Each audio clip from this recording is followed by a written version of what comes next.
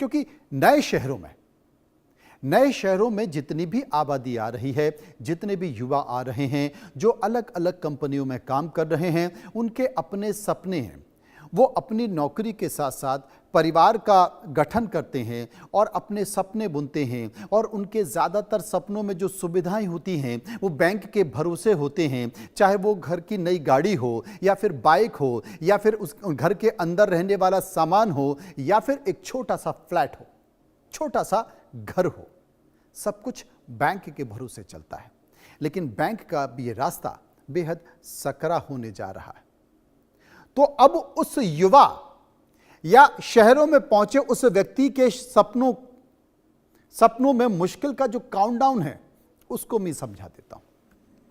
असल में बैंक के दरवाजे पर खड़े दो लोगों की कहानी से डर को करीब से महसूस कीजिए।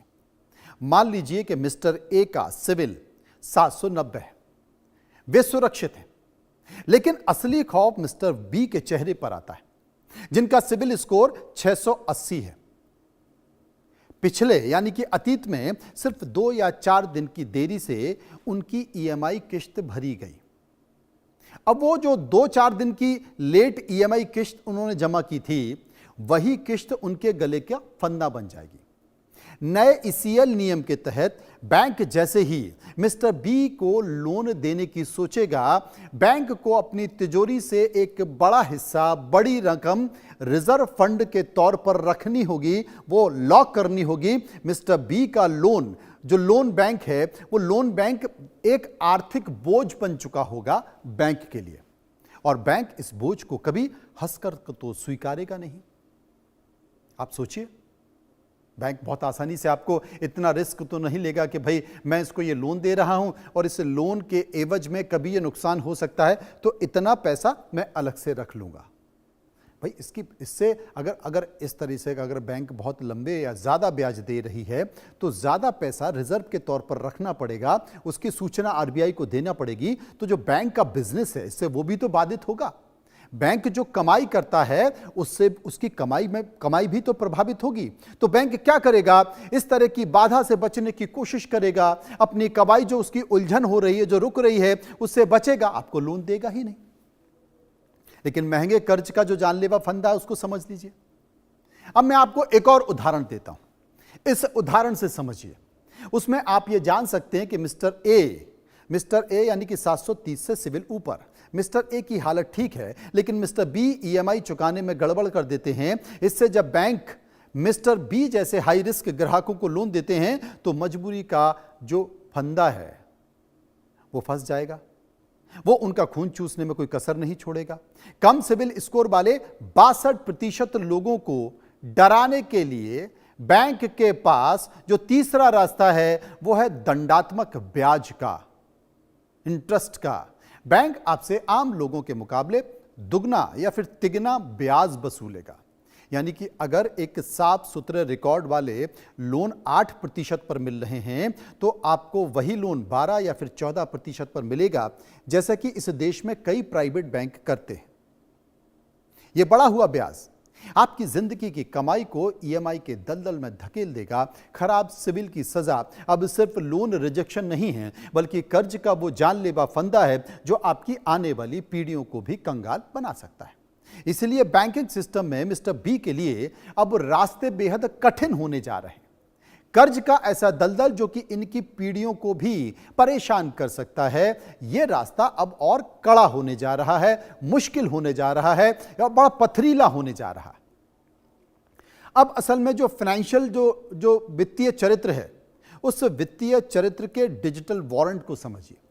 अगर आप ये सोचते हैं कि सिविल स्कोर के अंकों को किसी तरह जोड़ तोड़कर आप सुधार भी लेंगे और बच जाएंगे, तो आप बहुत बड़े भ्रम में हैं, भूल में हैं, गलतफहमी में।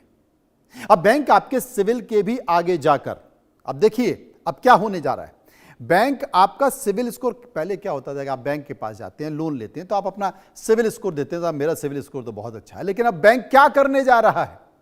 बैंक आपके सिविल स्कोर के आगे जाकर फाइनेंशियल कैरेक्टर, यानी कि आपका वित्तीय चरित्र, आपके लोन भरने की, ईएमआई देने की जो आपका कैरेक्टर है, आपका आगा पीछा, असल में ब्यूरोक्रेसी के अंदाज में इसको 360 डिग्री कहते हैं। 360 डिग्री क्या है, 1 मिनट के लिए मैं आपको समझा देता हूं।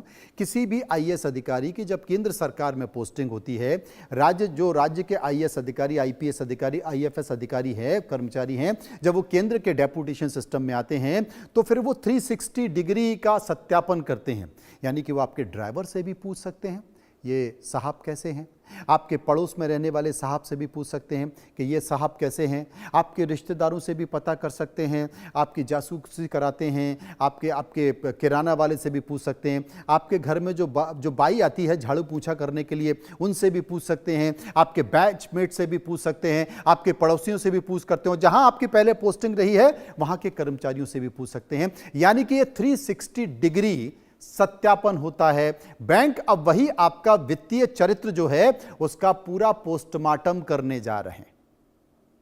अब आपके आर्थिक जीवन का एक digital death warrant computer screen पर आपकी एक एक कौड़ी का हिसाब रखेगा, आपके खर्च करने की आदत का भी हिसाब रखेगा, आपके पुराने सारे लेन देन का भी हिसाब रखेगा, उसका कच्चा चिट्ठा उसके पास होगा। बैंक मैनेजर आपको लोन देने से पहले आप एक अपराधी की तरह दिखेंगे, यानी कि आप देखेंगे कि ये कोई भविष्य में कोई लोन लिया है कि नहीं लिया, इन्होंने किस्त चुकाई है कि नहीं चुकाई है, कोई बैंक फ्रॉड किया है कि नहीं किया है, आपने कितनी संपत्ति लोन पर उठा रखी है, कितना लोगों से उधार लिया है, सब कुछ उसके पास होगा। और इस तरह डिजिटल ऑडिट में जब बैंक आपको लोन देने जाएगा तो आप वैसे ही फंस जाएंगे। आपकी जो वित्तीय कुंडली है, आपकी वित्तीय कुंडली बनेगी, फाइनेंशियल कुंडली आपकी बनेगी, फाइनेंशियल रिकॉर्ड आपका बनेगा, जो आपका एक तरह से दुश्मन भी हो सकता है। यह जान लीजिए, समझ लीजिए। असल जांच इस बात की होगी कि आपकी कमाई का जरिया, आप जितना कमा रहे हैं वो कितना सुरक्षित है और आपकी पुरानी आदतें कैसी रही हैं। ऐसा तो नहीं कि आप कमा रहे हैं अठन्नी और खर्चा कर रहे हैं रुपया, तो बैंक ऐसे लोगों को लोन नहीं देगा या फिर बचेगा। नौकरी की सुरक्षा पर बैंक की आपकी नजर होगी।